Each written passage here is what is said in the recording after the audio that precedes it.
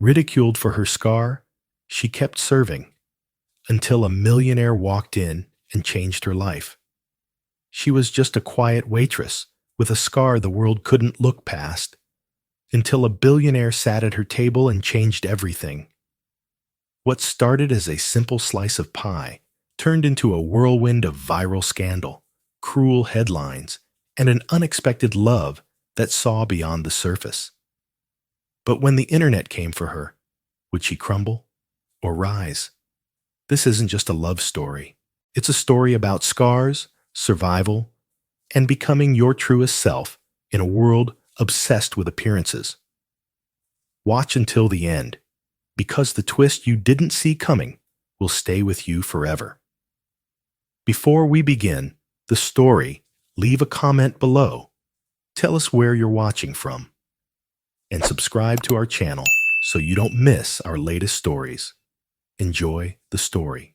The sun rose over Lisbon like a gentle breath, casting honeyed light across the cobbled streets of Barro Alto. The morning air carried the scent of baked bread and old stone, the kind of scent that wrapped around you like memory. Inside Café Luz, the clink of coffee cups and the soft hum of conversation filled the space with its familiar rhythm.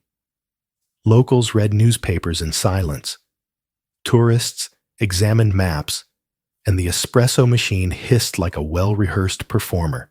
The world moved steadily forward.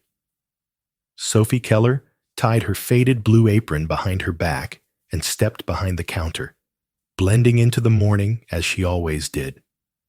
She wore her hair down, loose strands curling gently along her jawline, but no matter how many times she adjusted it, a pale line still peeked through. Faint, but unmistakable. The scar curved from the edge of her left eye to just above her cheekbone, like a silver thread stitched into her skin. It was old now, years settled into it, but time hadn't dulled its presence, nor the glances it invited. She had stopped trying to explain it, stopped telling people that when she was 13, she'd crawled into a burning camper van to pull her baby sister out, and a fragment of metal had left her marked. That bravery had a cost, and she had paid it in full. Most didn't want the story anyway. They wanted to guess. Or worse, they wanted to judge. At table 7, a group of young travelers had just sat down. 3 men and 2 women, all tanned, all loud, all dressed like life had been effortless for them. Their voices cut through the cafe, filled with inside jokes and clinking glasses of orange juice spiked with something stronger. Sophie approached with a practiced smile and a small notepad in hand. "Bom dia. Ready to order?" she asked.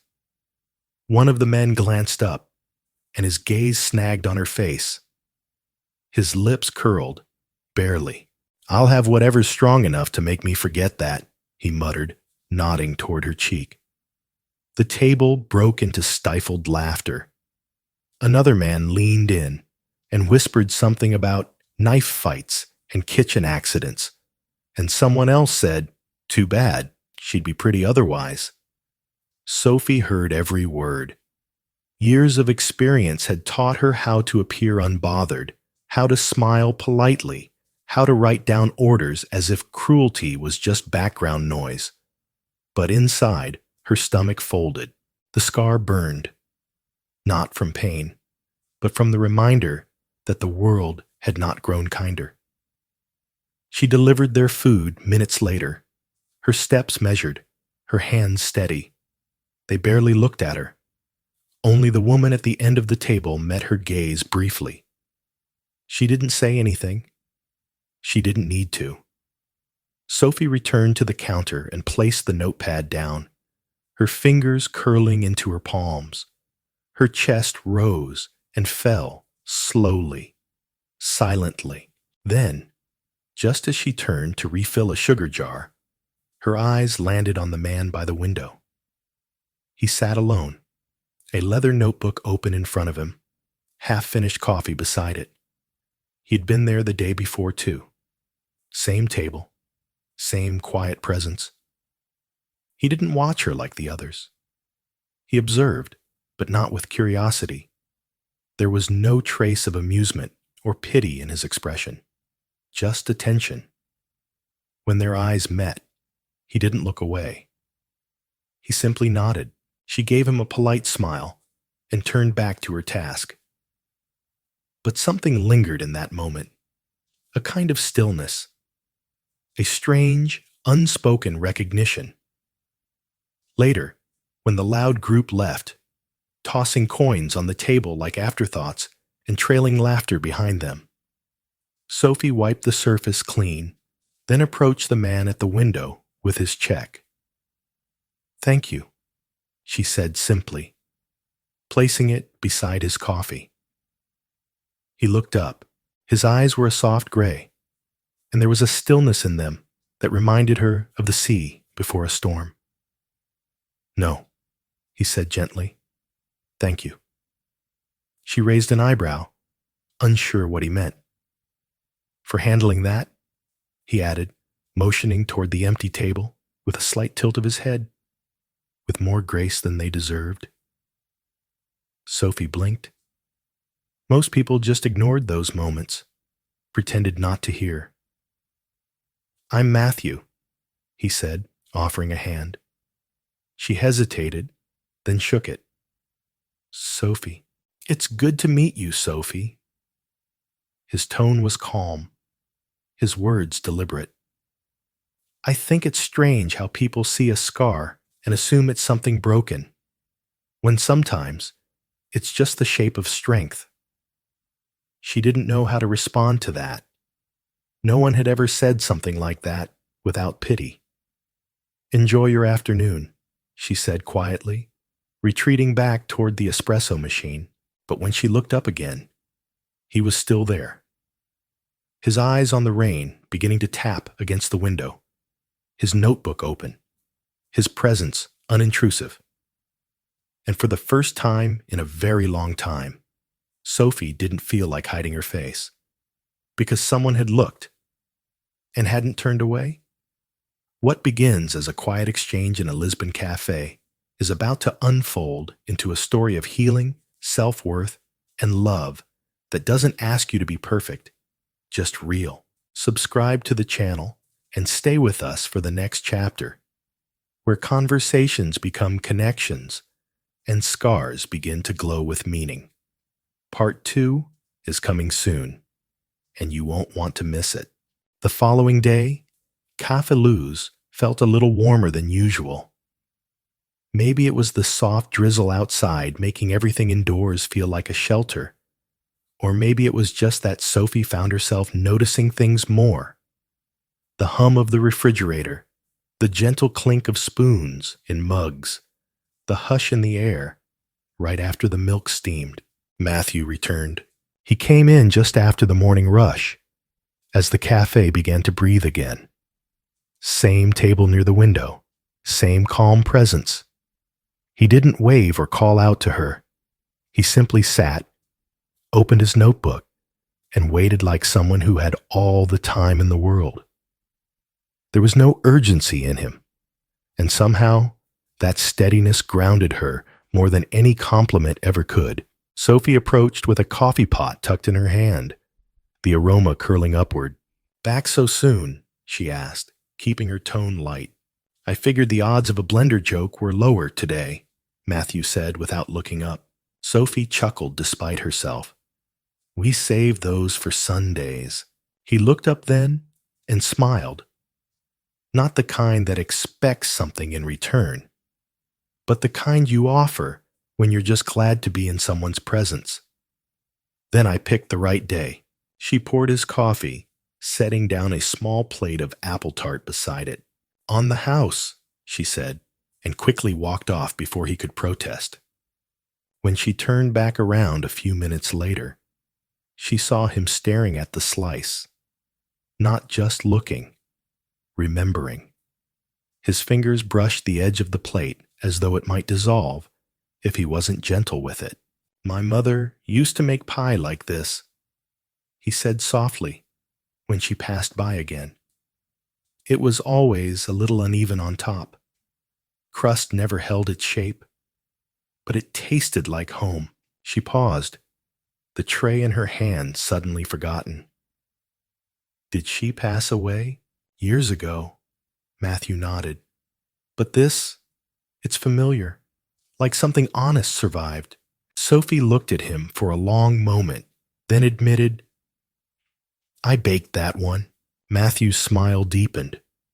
That explains everything. From that day on, he became a fixture, always arriving at the quiet hour between breakfast and lunch, always sitting at the same table. Sometimes he brought a book. Other times, he just watched the world unfold outside the window, like it was a story he was still deciding whether to enter.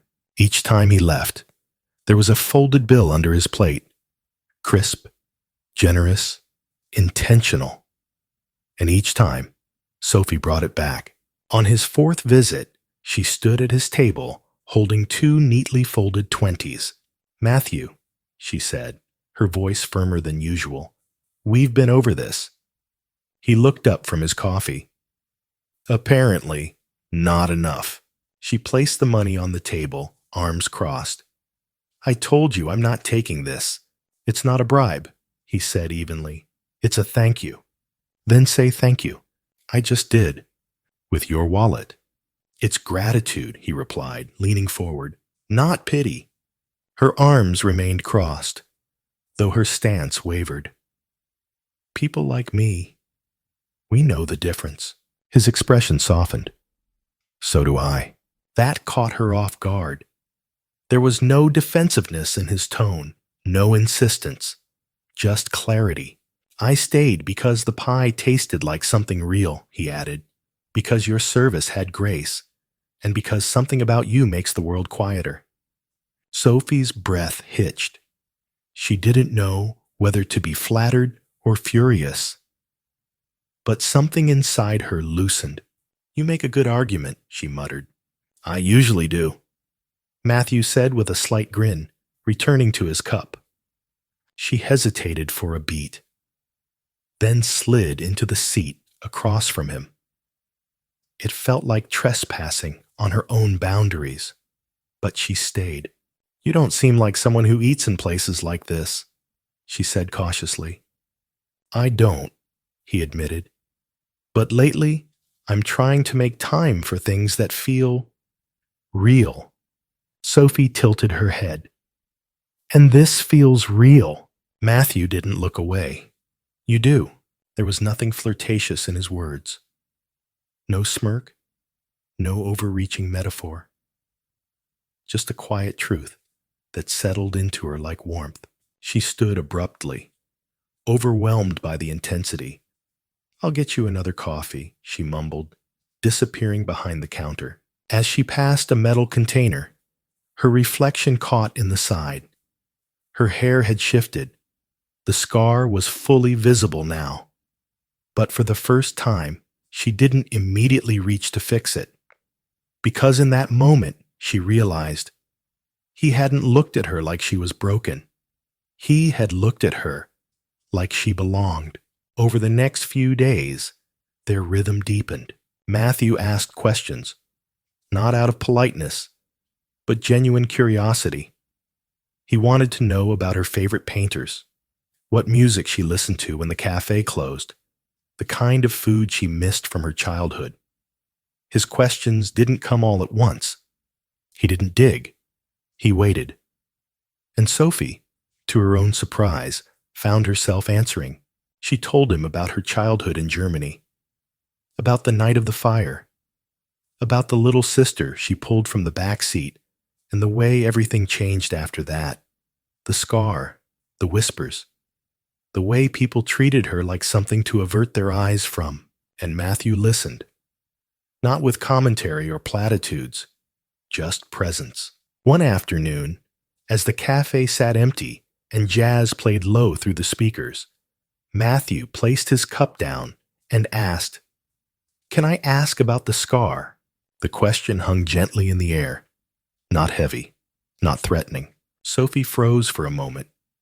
Then slowly, she sat down across from him and folded her hands. I was 13, she began.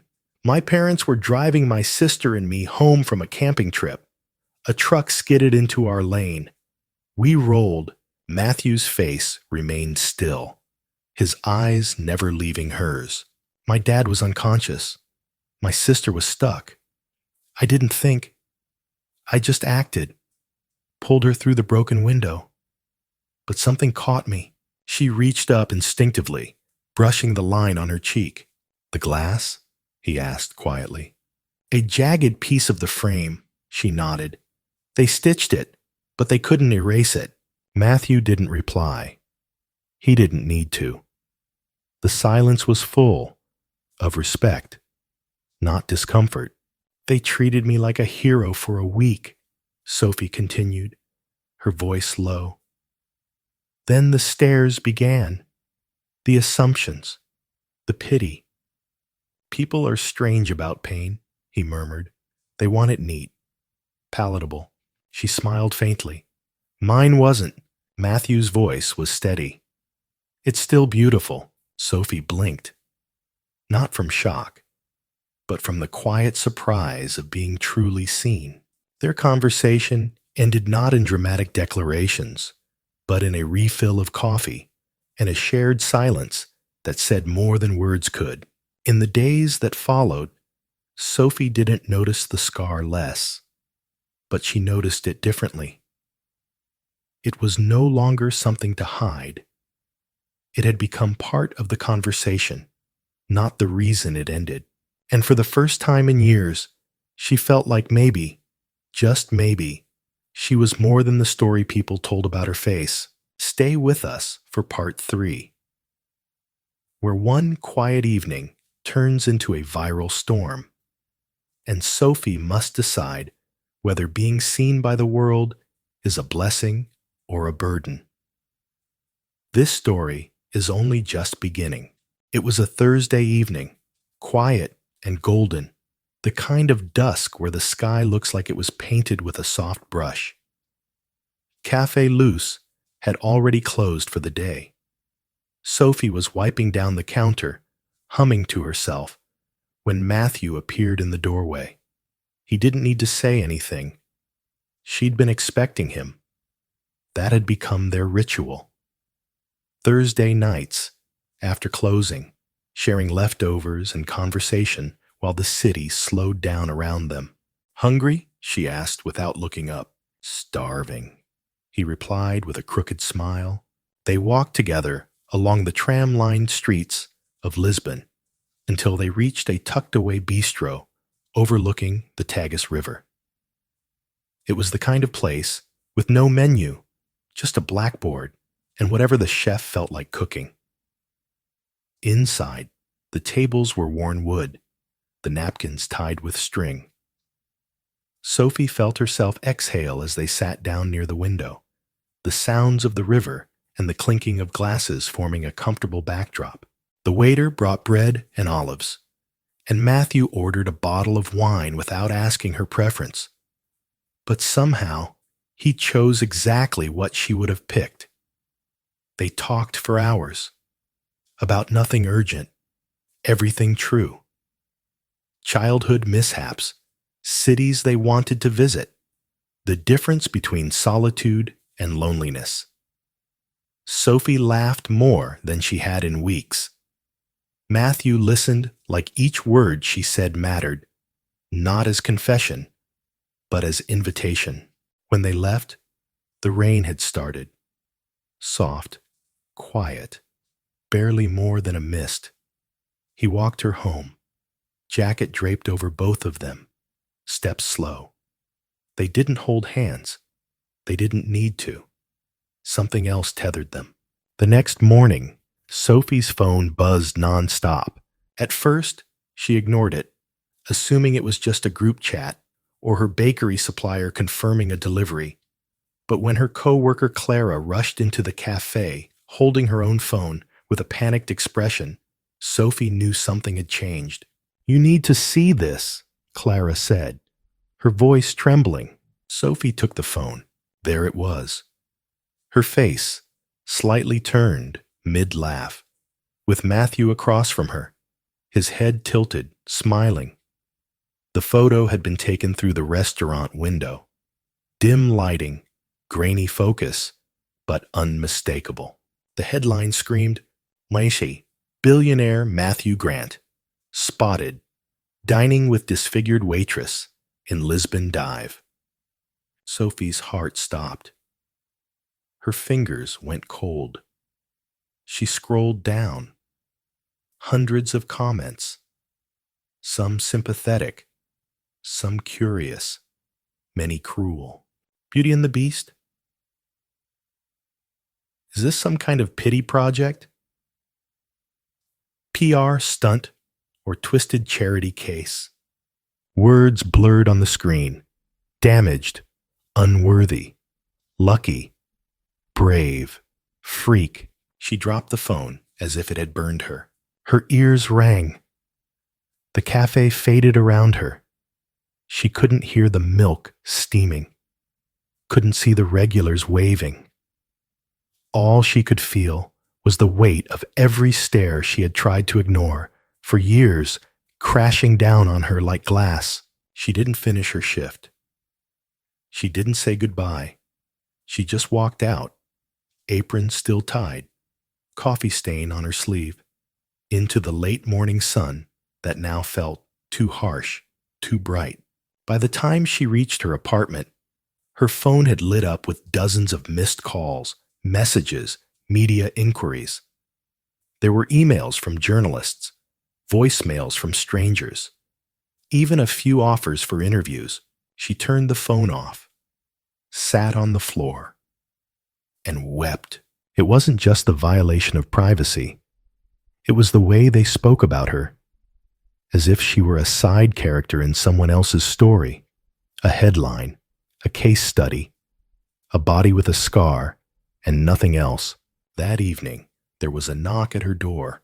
She didn't want to answer it, but the knock came again, followed by a voice. Low, familiar. "Sophie, it's me."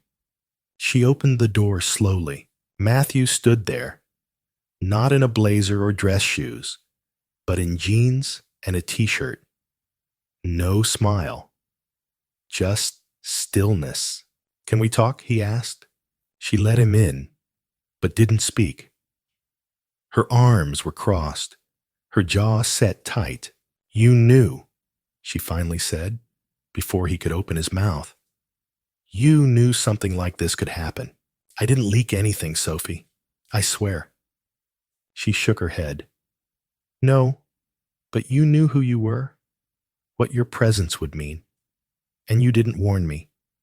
You let me walk into that dinner like it was safe. I didn't think it would spiral like this," he said gently. "That's because you've never been reduced to a headline," she snapped. "You've never been a scar to be interpreted.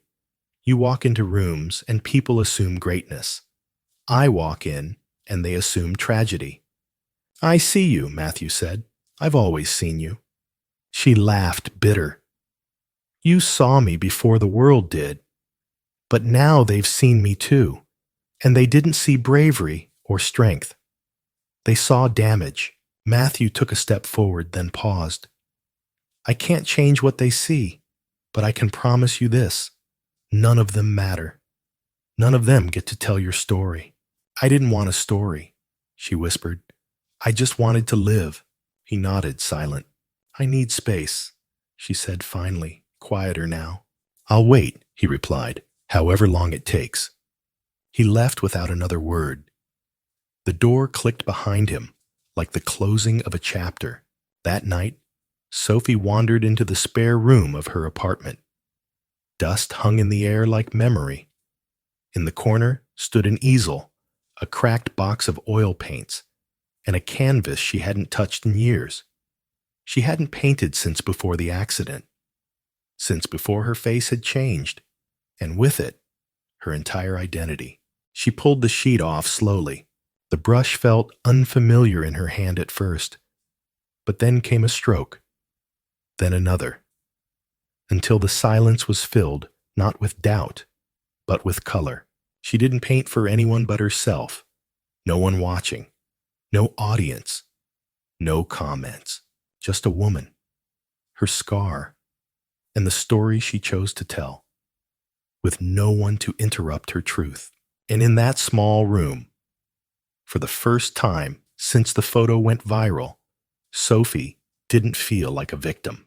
She felt like a creator again, not of headlines, but of healing. In part 4, Sophie's brushstrokes begin to stitch something back together, and what awaits at an unexpected art exhibit may finally reflect the woman she's fought to become. Keep watching.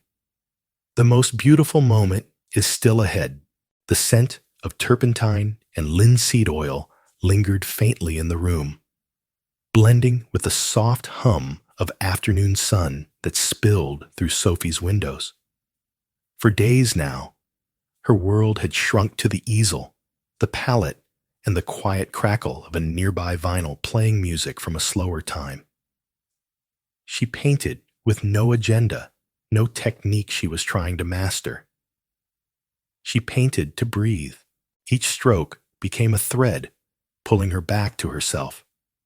She painted the fig tree that grew behind her grandmother's house, the curve of her sister's cheek when she laughed, her own hands folded, scar and all. The more she painted, the less the outside world's noise reached her. It was like finding language after years of silence. Her sister called often during those days, sometimes just to check in, sometimes to talk about nothing at all. On one of those calls, Sophie confessed that she'd started painting again. There was a pause, and then Anna said, "It's about time." A few days later, Anna showed up unannounced. She brought lunch, 2 paper bags filled with roasted chicken, crusty bread, and fresh orange juice. They sat at Sophie's small kitchen table, eating in the hush that only siblings can share comfortably. Eventually, Anna's eyes drifted to the painting propped against the wall, a portrait of a little girl with tangled brown hair, sitting at a wooden table, grinning with jam on her face. "That's me," Anna said softly. Sophie smiled. "You were always smiling." Anna didn't respond right away. Then she said, "You saved me, you know." "I remember," Sophie said, looking down at her plate. "No, I mean, you saved me, but you never talked about what it cost you. I lived, but you carried it." Sophie blinked hard, then looked away, as if the words had scraped something raw. Anna leaned across the table. "You were 13. You were a kid. And somehow, you still made sure I made it out. You never made me feel like your life stopped, so mine could keep going." Sophie swallowed the lump rising in her throat. "I never wanted you to feel like a debt." "You didn't," Anna said. "You made me feel like I mattered, and now it's your turn." Later that evening, Sophie found a letter in her mailbox. No return address, just her name in careful handwriting. Inside was an invitation to a community art exhibit held at an old warehouse-turned-gallery on the edge of the city. Someone had submitted her name, and one of her smaller pieces, an abstract rendering of the riverbank at night, had been accepted. She almost didn't go. The idea of standing in a room full of strangers again, of being seen not for the art, but for the scar, felt like too much. But Anna insisted. "It's not about them," she said. "It's about you showing up for yourself." The night of the exhibit, Sophie wore a simple navy dress and tied her hair back. For the first time in years, she made no attempt to angle it over her cheek. She let the scar breathe, The gallery was already buzzing when she arrived. Lights hung from exposed rafters. Paintings and photographs lined the walls. A string quartet played in the far corner. Children's chalk drawings hung beside portraits in oil and charcoal. It was raw and alive, a space that welcomed imperfection. Sophie walked slowly, fingers brushing the air near each frame, absorbing color and form like oxygen. She passed her own piece, unlabeled but still hers, nestled between a cityscape and a child's watercolor of a dragon. It felt right, and then she saw it. Near the center of the gallery, under soft golden lighting, stood a large canvas framed in wood. The painting wasn't a mirror image, but she recognized herself instantly. The turn of her neck, the tilt of her mouth, and that half-smile she wore when caught between amusement and restraint. The scar was there, not pronounced, not hidden, but shimmering faintly, like a river at dusk. It was her. Below the painting, a small plaque read, Sophie in Bloom. MG. Her breath caught. She turned slowly, and there he was. Matthew stood just outside the reach of the spotlight, hands in the pockets of his coat, his face unreadable and open all at once. "I didn't know if you'd come," he said softly when she approached. "I almost didn't." He nodded. "I was hoping you would." She looked at the painting again. "You did this every night for a month," Matthew said. "I wasn't trying to capture your face. I was trying to capture the moment you put that flower behind your ear in the cafe." Sophie blinked. "Why?" "Because in that moment," he said, "you weren't just surviving anymore. You were blooming." Her breath caught again, not because of the words, but because they didn't feel like flattery. They felt like truth. "You always see more than you should," she murmured.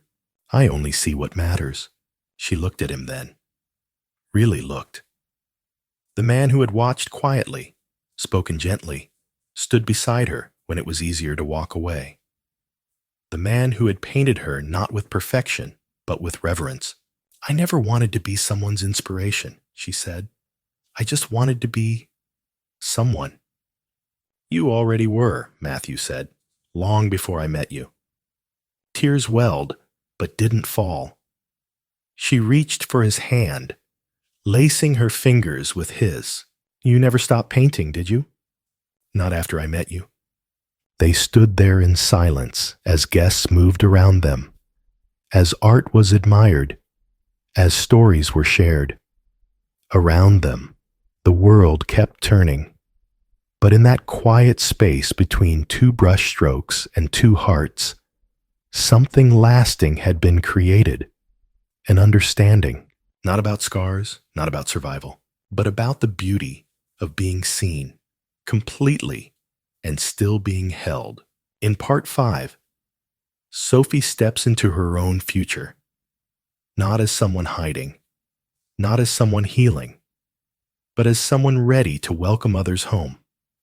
The final chapter is one of warmth, purpose, and the kind of love that asks nothing but honesty. The bakery sat on the corner of a sunlit street in Alfama, the kind of Lisbon neighborhood where walls told stories and cobblestones held echoes.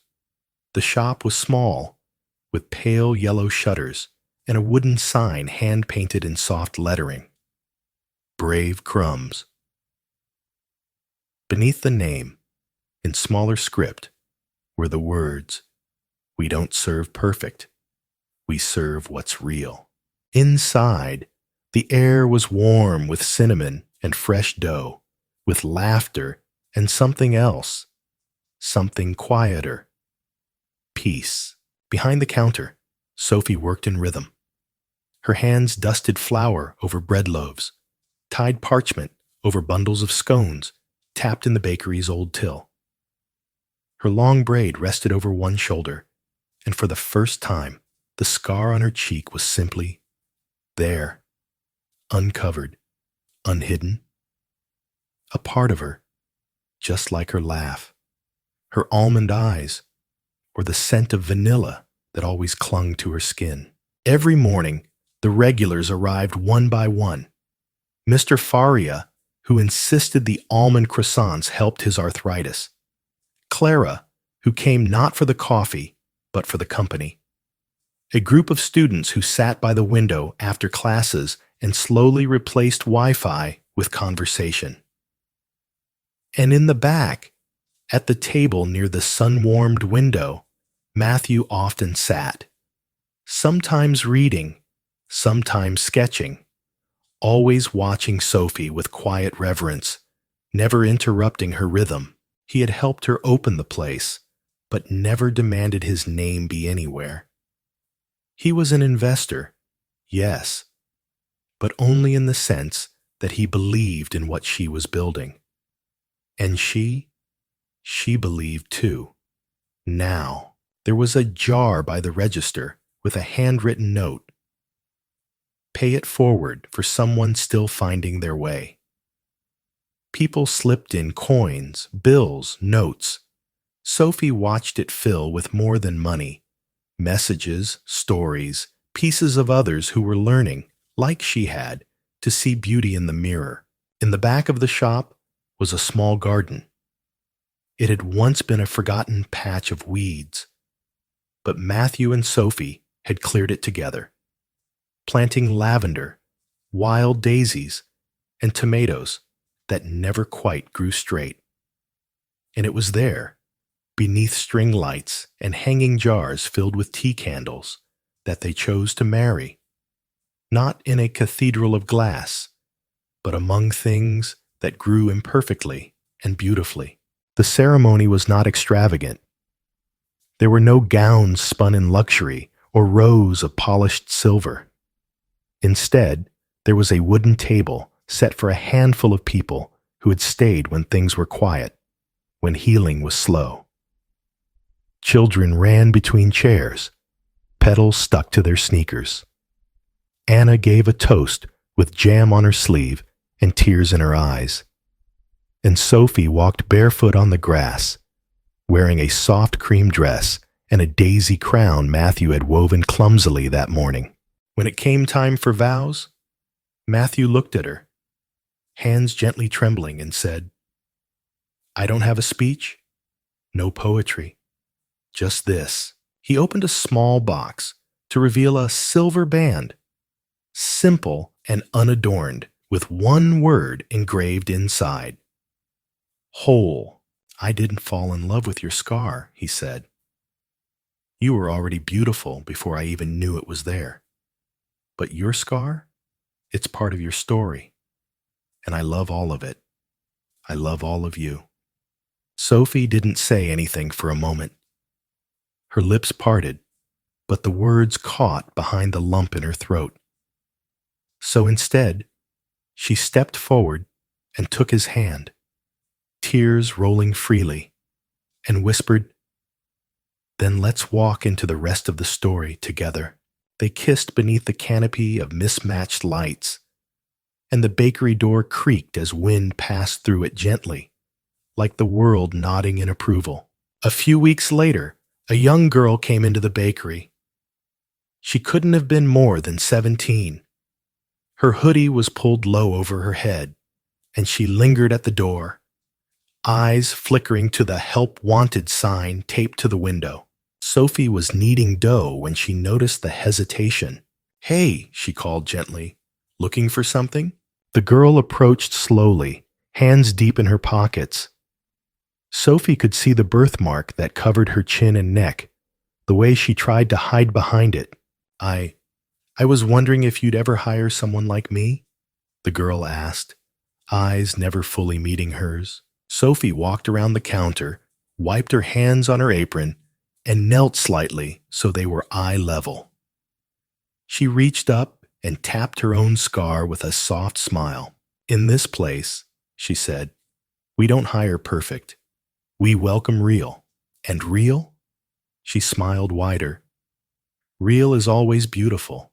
The girl blinked, then smiled for the first time in what looked like days. As they walked toward the back to talk, Matthew looked up from his notebook and caught Sophie's eye. She nodded just slightly, a silent acknowledgement of how far she'd come and how far they were going. Outside, Lisbon remained loud and imperfect. The trams screeched. Tourists pointed at things they didn't understand. The river glimmered without waiting for anyone to notice. But inside Brave Crumbs, time moved differently.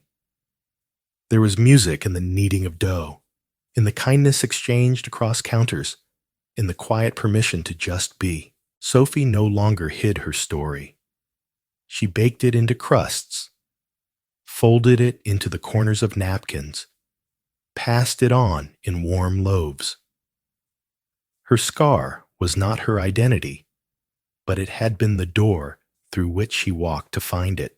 And every morning, as she tied her apron, opened the shutters, and filled the space with scent and spirit, she carried the same quiet truth Matthew had once given her, long before anyone else had seen it. She wasn't a tragedy. She was a beginning. Final reflection on the story of Sophie Keller and Matthew Grant. Sophie Keller's journey began in the quiet corners of a Lisbon cafe, where she moved through life in silence, carrying a scar that the world chose to see before anything else. Behind her calm exterior was a lifetime of judgment, isolation, and a desire to be noticed.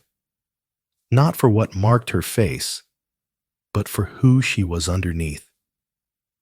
For years, she learned how to shrink herself to avoid stares, to offer kindness while receiving cruelty, and to pretend that invisibility was safety. Then came Matthew Grant, not with fanfare or rescuing intentions, but with presence. He didn't try to fix her or save her. He saw her. He listened. He stayed. What started as shared coffee turned into something far deeper, the beginning of Sophie being invited back into her own story. He recognized the strength behind the scar, the quiet resilience that had kept her moving through a world that hadn't always been gentle. Their relationship wasn't without hardship. When a photo of them sparked a cruel viral headline, Sophie faced the very spotlight she had tried to avoid for years. But instead of breaking, she stepped away to rebuild herself, not in shame, but in solitude and creativity. Through painting, she reconnected with the parts of herself that existed long before the pain. When she returned, it wasn't for validation. It was because she had found value in herself on her own terms. Matthew didn't chase her. He waited, and when she was ready, he was still there, with open hands and steady eyes, not asking her to be anything more than real. Their love blossomed not because it was perfect, but because it was patient, rooted, earned. Together, they built Brave Crumbs, a space that welcomed others who had been overlooked, who carried invisible or visible scars, and who longed to be seen. The deeper lesson. Sophie and Matthew's story teaches us that true healing begins not when others see us differently, but when we begin to see ourselves with compassion. Scars, whether physical or emotional, don't define our worth. They are evidence of survival, of a story worth honoring. Real love doesn't try to erase what shaped us. It embraces it, gently and without conditions. In our world that often rewards appearance over authenticity, this story is a reminder that the most powerful transformation happens quietly. Not in front of cameras, not in headlines, but in the still moments when someone chooses to stay, to listen, and to love without asking for change. What about you? Have you ever been judged for something the world could see, but not understand? Or maybe you've learned how to reclaim a part of yourself that others told you to hide. What did that look like for you? We'd love to hear your story or your thoughts. Share them in the comments below. You never know who your words might help. And if Sophie and Matthew's story touched your heart, please consider subscribing to our channel. Your support helps us continue sharing emotional, powerful stories that remind us of what truly matters: kindness, resilience, and the beauty of being real. We can't wait to bring you the next unforgettable journey.